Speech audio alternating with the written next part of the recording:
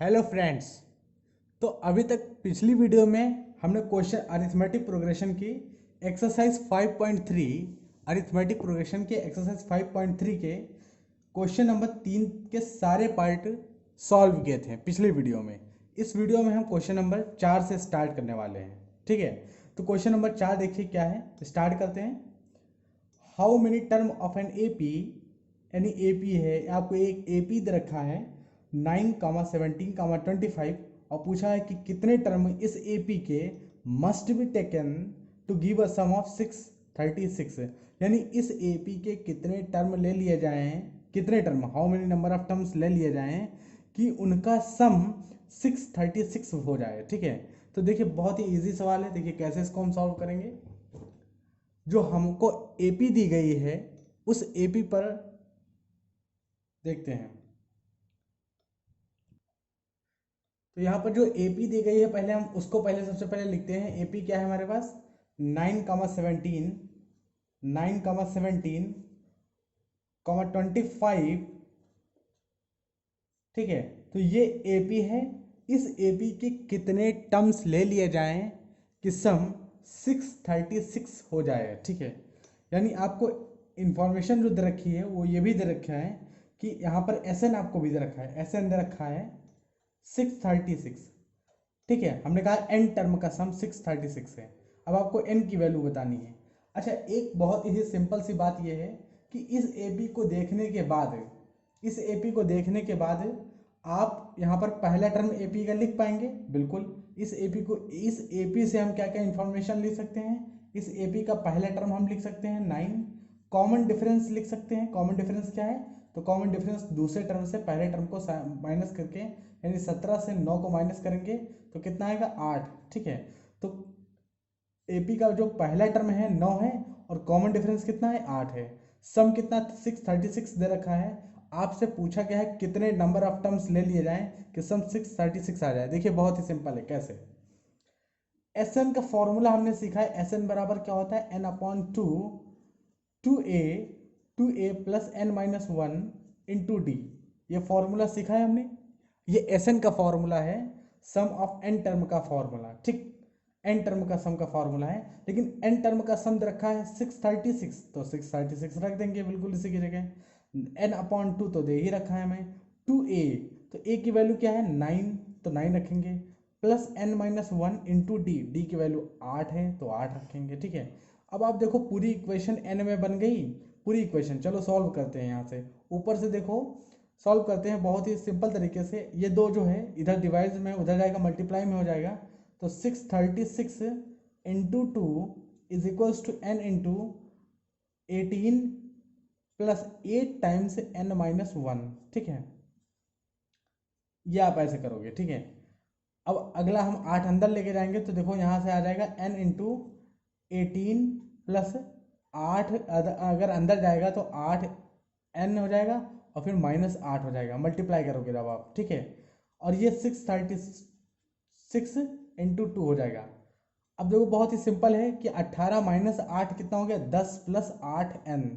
ठीक है, ये n से मल्टीप्लाई होगा, 2 से नहीं, n से मल्टीप्लाई होगा। ठीक है, n से मल्टीप्लाई होगा 10, क्योंकि 18 माइनस 8 10 हो गया, 10 और 8n पहले से ही था, तो 10 प्लस 8n। ठीक है, और 636 इंटू टू यहाँ पर पहले है ही वैसे ही। ठीक है, क्या हम यहाँ पर 2 कॉमन ले सकते हैं, बिल्कुल 2 कॉमन ले सकते हैं। तो देखो 2 अगर कॉमन लोगे तो 2n हो जाएगा। ठीक है, 2n हो जाएगा कि n पहले से 2 कॉमन ले लिया हमने, तो 2 5 जा 10 और 2 4 जा 8।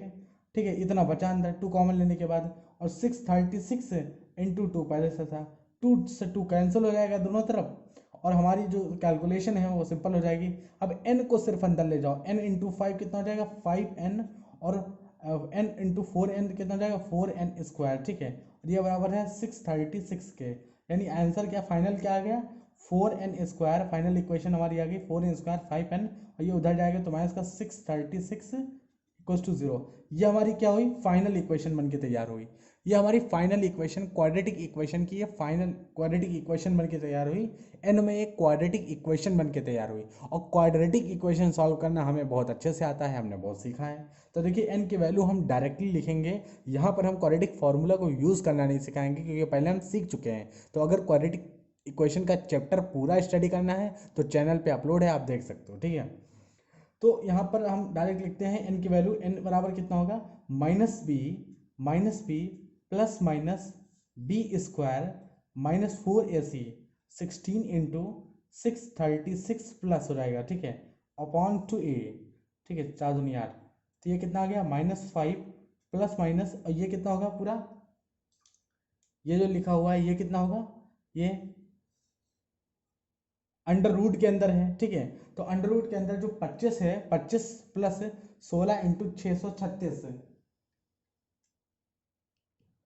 तो ये पूरा जो सम है वो कितना निकल के आएगा, ये पूरा सम हम जब हमने किया कैलकुलेशन की है, तो यहाँ पर मल्टीप्लिकेशन के बाद कैलकुलेट करोगे तो ये आएगा 10 यानी 10201 अंडर रूट में, और 10 201 अंडर रूट के अंदर है, तो बाहर क्या निकलेगा, तो बाहर निकलेगा 101, यानी 101 का स्क्वायर ही है, ठीक है, ये स्क्वायर लिखा हुआ 101 का, तो ये 101 आएगा, ठीक है। तो जैसा है वैसा लिखे रहने देंगे, जैसा है वैसा लिखे रहने देंगे, और -5 यहाँ पर है, यहाँ पर -5 है, और ये कितना लिख सकते हैं यहाँ पर 101, तो 101 अपॉन 8।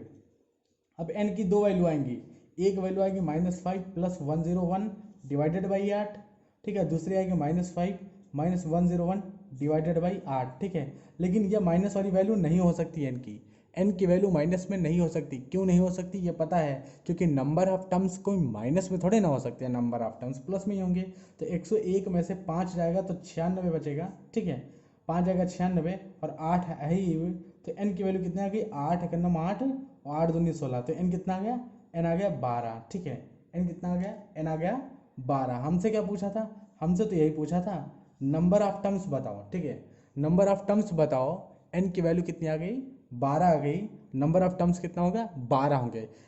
जिस एपी की मैं बात कर रहा हूँ, इस एपी के 12 टर्म्स जब आप लोगे तो उसका सम कितना होगा, 636, ठीक है। तो यही हमारा आंसर होगा, ठीक है। मूव करते हैं अगले क्वेश्चन पे, क्वेश्चन नंबर 5 पे। तो चलिए क्वेश्चन नंबर 5 देखते हैं क्या कहता है question number 5। The first term of an AP is 5, AP का पहला टर्म क्या है, 5 है। द लास्ट टर्म इज 45, पहला टर्म 5 है और आखिरी टर्म 45 है। एंड द सम इज 400, अच्छा पहला टर्म 5 है, आखिरी टर्म 45 है, सम 400 है, ठीक है। Find the number of terms and the common difference. तो आपको नंबर ऑफ टर्म्स बताने हैं, कॉमन डिफरेंस बताने हैं। देखिए जो जो इन्फॉर्मेशन दे रखी है क्वेश्चन नंबर 5 में, पहले हम उसको लिखेंगे, ठीक है। तो क्वेश्चन नंबर 5 में जो जो इन्फॉर्मेशन दे रखी है वो क्या क्या दे रखी है वो पहले देखते हैं। सबसे पहले तो बताया यहाँ पर कि एपी का पहला टर्म जो है वो 5 है, तो देखिए पहला टर्म है ए जो है वो 5 है। दूसरी जो इन्फॉर्मेशन यहाँ पर दे रखी है वो है कि आखिरी टर्म हम ए एन से लिखते हैं ना, तो आखिरी टर्म कितना है 45, ठीक है, आखिरी टर्म 45 जो कि हम ए एन से लिखते हैं। अगर नंबर ऑफ टर्म्स पता होता है तो हम लिख देते हैं, लेकिन आखिरी टर्म ए एन मान के चल रहे हैं, ठीक है। उसके बाद आपको सम दे रखा है, ठीक है, सम कितना दे रखा है 400, तो यानी एन नंबर का ही टर्म्स का सम 400 दे रखा होगा, ठीक है। सम आपको दे रखा है the some is 400। Find the number of terms and the common difference, आपको n की वैल्यू निकालनी है, यानी नंबर ऑफ टर्म्स निकालने हैं, नंबर ऑफ टर्म्स निकालने हैं और कॉमन डिफरेंस आपको निकालना है, ठीक है। दो चीज़ें आपको फाइंड करनी है, number of terms and common difference. कैसे सॉल्व करेंगे, तो देखिए बहुत ही ईजी है सॉल्व करना है। देखिए कैसे, पहला टर्म आपको दे रखा है कितना 5, आखिरी टर्म आपको दे रखा है 45, सम आपको दे रखा है 400। अच्छा एसएन के फॉर्मूला जो है, एक और नया फॉर्मूला सीखे थे हम कि n/2, और एक था पहला टर्म और आखिरी टर्म का सम। एक एसएन का फॉर्मूला ये भी है ना कि पहला टर्म आखिरी टर्म का सम करो n/2 और एसएन बराबर होता है। अगर एसएन 400 दे रखा है, n/2 तो हम वैसे ही लिख देंगे, पहला टर्म 5 हमें पता है, आखिरी टर्म 45 हमें पता है, तब तो ये फॉर्मूला एन की वैल्यू डायरेक्टली आ गई, बिल्कुल आ गई डायरेक्टली। देखिए कैसे आई है, ठीक है, 400 मल्टीप्लाइड बाई 2, 2 उधर जाएगा तो मल्टीप्लाई में n इंटू 45 प्लस 5 50, ठीक है। तो ये 0 से 0 कैंसिल, और 5 8 40 और 8 दूनी 16, तो n की वैल्यू कितनी आ गई कैलकुलेशन के बाद, n की वैल्यू कितनी आ गई 16 आ गई है, ठीक है। n की वैल्यू कितनी होगी 16, तो देखिए एन की वैल्यू निकालना तो बहुत ही सिंपल था, एन की वैल्यू। अब आपको कॉमन डिफरेंस पूछा गया है, ठीक है, क्या पूछा गया? Common difference. अब देखिए आखिरी टर्म क्या दिया गया है, आप देखो आखिरी टर्म क्या दिया गया है? आखिरी टर्म दिया गया है 45। एन की वैल्यू कितनी आ गई? 16, यानी 16वां टर्म 45 है।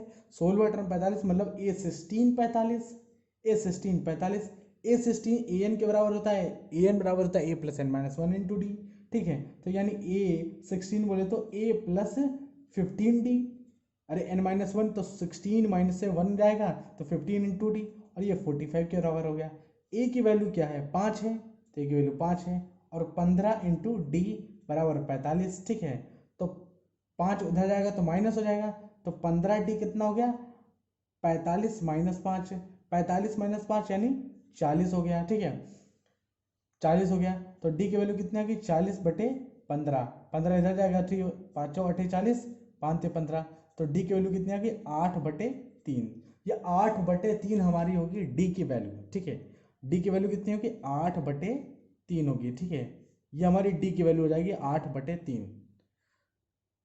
तो आई होप आपको ये क्वेश्चंस बहुत ही इजी था, समझ में आया होगा, ठीक है। आपको एस एन दे रखा है, एस एन का formula a plus a n वाला, ए प्लस आखिरी टर्म वाला फॉर्मूला लगाएंगे, ना कि 2a plus n minus one into d वाला फॉर्मूला लगाएंगे। तो बहुत ही क्वेश्चन सिंपल था। चलिए मूव करते हैं हम अगले नेक्स्ट क्वेश्चन पर, क्वेश्चन नंबर 6 की तरफ। तो क्वेश्चन नंबर 6 देखिए क्या दे रखा है? The first and the last term of an AP is 17 and 350 respectively. If the common difference is 9, how many terms are there and what is their sum? ये भी questions ऊपर वाले क्वेश्चन से मिलता जुलता है, बहुत ज़्यादा डिफरेंट नहीं है, लेकिन फिर भी हम इसे सॉल्व करेंगे, देखिए। तो सबसे पहले इस क्वेश्चन में जो इन्फॉर्मेशन दे रखी है वो उसको पहले समझाते हैं। इसमें बताया यह है कि the first and the last term, पहला टर्म एपी का 17 है, और आखिरी टर्म जो लास्ट टर्म है वो आईपी का 350 है रिस्पेक्टिवली, ठीक। If the common difference is 9, common difference 9 रखा है, तो how many term are there and what is their sum, यानी कितने टर्म्स होंगे, यानी एन की वैल्यू बताओ, और उन जो नंबर ऑफ टर्म्स निकल आए उन टर्म्स का सम कितना होगा, उनका सम भी निकालो, ठीक है। तो देखिए क्वेश्चन नंबर 16 में जो क्वेश्चन नंबर 6 में जो इन्फॉर्मेशन दे रखी है उसको हम पहले रिप्रेजेंट करते हैं। तो उसको सबसे पहले हम लिखते हैं क्वेश्चन नंबर 6 में जो इन्फॉर्मेशन दे रखी है। तो क्वेश्चन नंबर 6 में क्या बताया है कि जो पहला टर्म है, the first and the last term, पहला टर्म क्या बताया है? पहला टर्म 17 है, और लास्ट टर्म जो ए एन के थ्रू लिखा जाएगा, ए एन, हम लास्ट टर्म ए एन से ही तो लिखते हैं। तो लास्ट टर्म ए एन बराबर कितना है? ए एन बराबर है 350 यानी 350, ठीक। If the common difference D is 9, तो कॉमन डिफरेंस डी क्या है? वो 9 है। How many term are there and what is their sum, ठीक है। तो नंबर ऑफ टर्म्स आपसे पूछे गए हैं, तो नंबर ऑफ टर्म्स कितने होंगे? तो देखिए एन की वैल्यू पूछी गई है, ठीक है, नंबर ऑफ टर्म्स, और व्हाट इज देयर सम, सम कितना होगा, यानी एस एन भी पूछा गया है। तो ये दो चीज़ें आपसे पूछी गई हैं, आपको पहला टर्म आखिरी टर्म कॉमन डिफरेंस दे रखे हैं और दो चीज़ें पूछी गई हैं। तो बहुत ही सिंपल है, देखिए कैसे निकालते हैं। सबसे पहली बात तो आपसे जो एस एन पूछा गया है इसको आप बहुत ही ईजी तरीके से निकाल सकते हो, लेकिन एस एन पहले और आखिरी के सम वाले फॉर्मूले को लगाओगे तो एन की वैल्यू तो है नहीं, तो सबसे पहले हमें क्या सॉल्व करना होगा? एन की वैल्यू सॉल्व करना होगा, भाई सबसे पहले एन की वैल्यू सॉल्व करना होगा, ठीक है। तो एन की वैल्यू कैसे सॉल्व होगी? एन की वैल्यू सॉल्व करने के लिए बहुत ही सिंपल है कि आखिरी टर्म कितना दे रखा है? 350। तो आखिरी टर्म ए एन है, ए एन 350 है, तो ए एन बराबर कितना है? 350, ठीक है, ए एन 350 है। ए एन तो फॉर्मूला होता है a plus n minus one into d, a n का फॉर्मूला यही तो होता है, a plus n minus one into d, और ये 350 के बराबर है, ठीक। अब देखो ए की वैल्यू पता है 17, पहला टर्म में 17 है पता है, n minus one, n minus one, और ये देखो डी आ गया, डी की वैल्यू भी पता है 9, तो 9 यहाँ रख देंगे, और ये 350 के बराबर हो गया, ठीक। कितना हो गया? 350 के बराबर। अब देखो 17 प्लस 9 एन 9 अंदर ले जाएंगे और माइनस 9, और ये आ गया 350, ठीक है। ये कितना होगा? 350। अब इसको और सॉल्व करते हैं, 17 में से 9 जाएगा तो कितना बचेगा? 8, 8 प्लस 17 में से 9 जाएगा 8 plus 9n, 9n equals to 350। अब यहाँ से देखो 8 उधर जाएगा माइनस होगा, 9n बराबर कितना हो जाएगा 350 माइनस 8, कितना हो जाएगा 350 माइनस 8। 350 में से 8 अगर माइनस कर दोगे तो कितना आएगा, ठीक है बहुत ही सिंपल है। 350 में से 8 अगर माइनस करेंगे तो आएगा 342, ठीक है 342 आएगा। तो देखिए 350 में से 8 गए 342, ठीक है। और उसके बाद 9n इधर पहले से ही था, तो n की वैल्यू कितनी आ गई 342, 342 डिवाइडेड बाई 9। अब 342 डिवाइडेड बाई 9 यानी 9 त्रिक 27, 9 त्रिक 27, 9 अठे 72, यानी n की वैल्यू 38 आ गई। n इक्वल्स टू कितना आ गया 38। ये आपसे n की वैल्यू पूछा था, इस क्वेश्चन में नहीं पूछा था भाई, n की वैल्यू और Sn की वैल्यू पूछा था। तो n की वैल्यू कितनी आ गई 38 आ गई, ठीक है। नंबर ऑफ टर्म्स कितने होंगे 38 होंगे। अब आपको Sn का निकालना है, तो अब Sn निकालना बहुत सरल है। कैसे Sn निकालना बहुत सरल है, अब कैसे देखो, Sn बराबर Sn का फॉर्मूला हम यूज करेंगे n/2 और a प्लस an वाला है। अच्छा an को आप l से भी लिख सकते हो, an को आप l से भी लिख सकते हो, ठीक है। तो n कितना है 38, रख देंगे 38 डिवाइडेड बाई 2, और a कितना है पहला टर्म 17 था, पहला टर्म तो 17 था ना, और an आखिरी टर्म कितना था 350, तो हमने पहले ही लिख लिया था ना कि आखिरी टर्म 350 है, ठीक है। तो 17 और 350 को ऐड करेंगे, और ये देखिए ये कितना हो गया 19 आ गया, ये 19 हो जाएगा, दोनों 18, और 17 और 350 को ऐड करेंगे तो कितना हो जाएगा 367, 367 ये हो जाएगा। अब इसको 19 को 367 से जब मल्टीप्लाई करोगे, 367 से मल्टीप्लाई करोगे तो कितना आएगा, ठीक है।